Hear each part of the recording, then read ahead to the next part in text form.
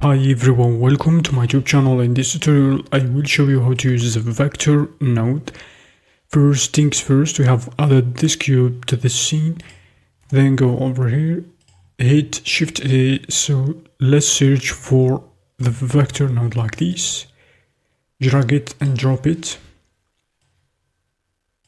over here. Doesn't connect because we haven't inputs and just one output, which is vector. So let me show you how this node works and which node we should use. For example, I'm going to be using, for example, scale element. Shift A, let's search for scale elements node. Connect it, and then let's connect vector to vector. As you can see, this purple socket, and let's connect vector to the center like this, and let's try to see what can this node do by playing around with those values. As you can see here, you can see the effect. Because this node is connected to the center and basically is going to set up the center values like this. Let's connect it, for example. Let's, for example, use 1 on X, 1 on Y, and 1 on Y on Z axis as shown here.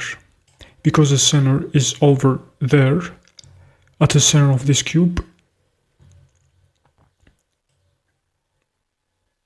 by playing around,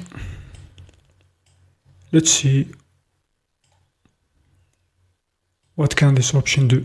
The scaling is going to scale closer to this value depending on that value as shown here. And as you can see,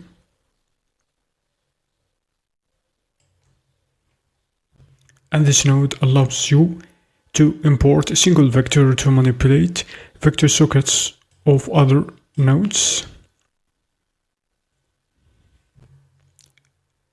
So with the vector node as shown here on the tutorial, you can change the point from where it should scale to in the image above. The new center point is the red circle as shown here, because you have set it to X.